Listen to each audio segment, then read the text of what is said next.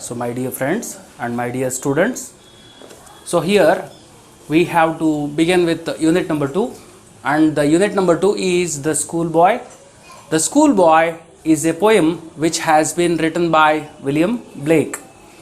William Blake is a poet, not only a poet but also a painter, who was born in the year 1757 and who lived up to 1827.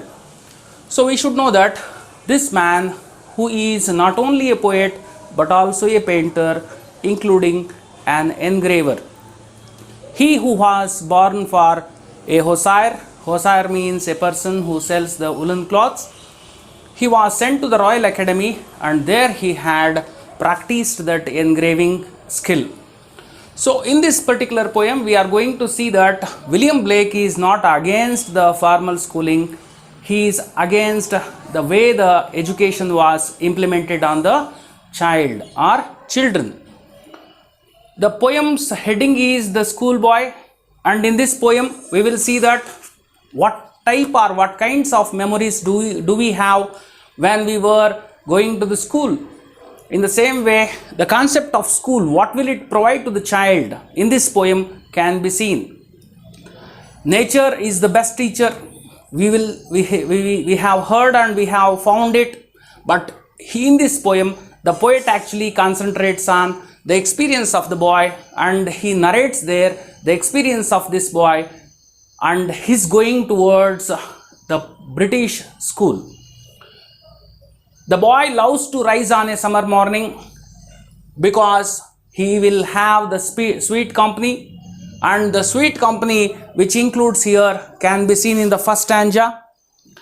I love to rise in a summer morn when the birds sing on every tree. The distant huntsman winds his horn and the skylark sings with me. Oh, what sweet company. In the first stanza, the poet says that he has got the sweet company in the form of the bird singing on every tree on the summer morn. In the same way, he can hear the sound of the distant huntsman. Meanwhile, the skylark bird sings with him. So these are called as the sweet company, or these will make the boy the sweet company for him. Coming to the next stanza, where we will see that how will his joys fade up or fade away. The lines as follows: but to go to school on a summer morn, oh, it drives all joy away. Under a cruel eye, outworn, the little ones spend the day in sighing and dismay. Ah, then at times I dropping sit. In the second stanza, the poet says that the child has to spend the time in sighing and dismay without interest and taking the long breath under the pressure. The child has to spend the precious hours in the classroom. The reason is, one, the lessons which were taught there in the classrooms were outdated, and second, the cruel eyes will be there of the teachers. This is what he projects there in stanza number 2. That's why he says to go to school on a summer morn takes away all the joys from him. So further he compares the school to the prison, and in the next stanza we can see that what types of ideas were poured by the teachers in the classroom towards the child. And spend many an anxious hour, nor in my book can I take delight, nor sit in learning's bower, o'errun through with the dairy shower. So here, in the next stanza, we will come to know that the boy may not have even a meager interest towards the learning, because the books which were prescribed by them may not be adequate and apt to teach the child which are of usefulness.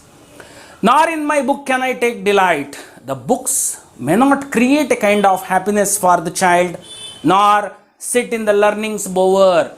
Learning's bower refers to the classroom. So vessel, it has been compared to the vessel. O'errun through with the dairy shower. So o'errun through with the dairy shower means the ideas which were poured by the teachers in the classroom will be not like that of the bath from the water. The ideologies are poured on the child. This is what we should know from this context. How can the bird that is born for joy sit in a cage and sing? Further, in the next stanza, he questions there, how can a child, when fears annoy, but drop his tender wing and forget his youthful spring? So the bird which is born for joy, when it has been kept in the cage, it cannot sing with lot of joy. In the same way, the child, when the fears are going to create annoy in him, so how can he enjoy the springing day? And how can the boy forget his youthful spring and take off the tender wing? The tender wings of the boy were cut by the system. This is what he tells there in the stanza. In the further paragraph, in the further stanza, the poet questions the parents. If buds are nipped and blossoms blown away, and if the tender plants are stripped of their joy in the springing day, by sorrow and care's dismay.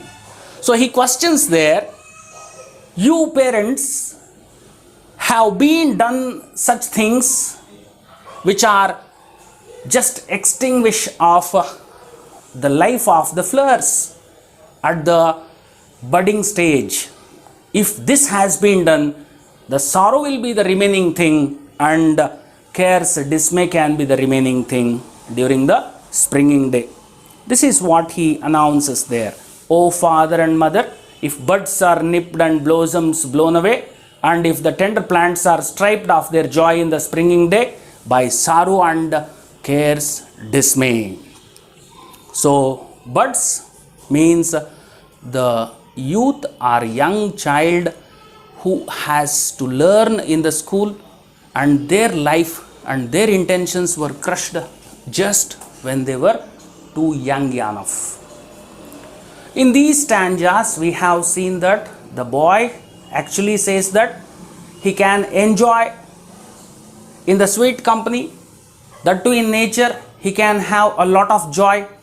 When he has to go to the school on summer morning, the joys are away from him. He spoils his childhood, he spoils his youth, and finally in the last stanza, we will see that when the winter appears, what can he answer about the sorrows or joys which have been destroyed by the melancholic years which were passed by him?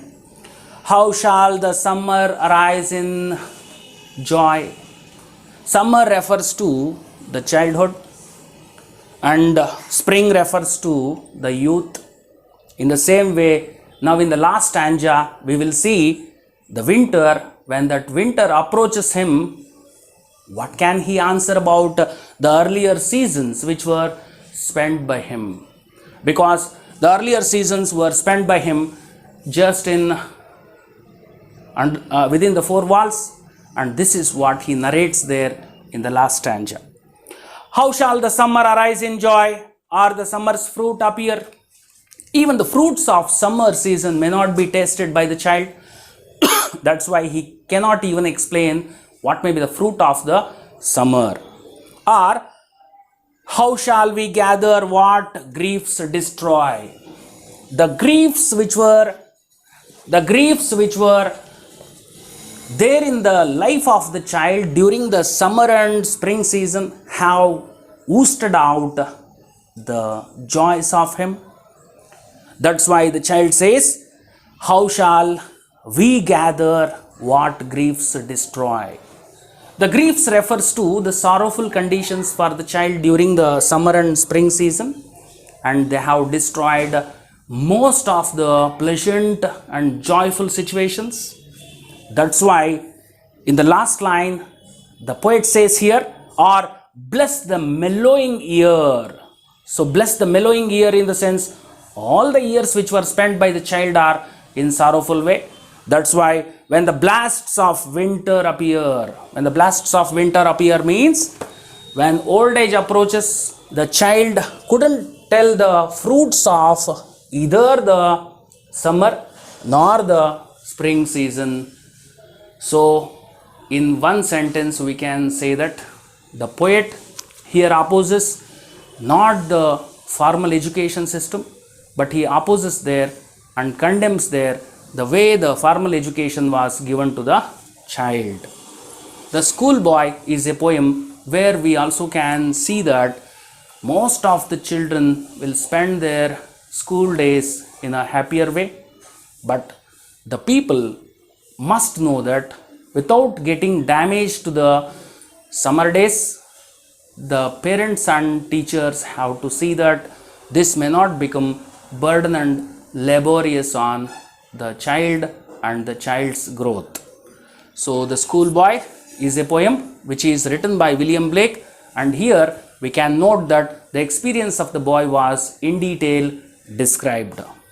So thank you very much.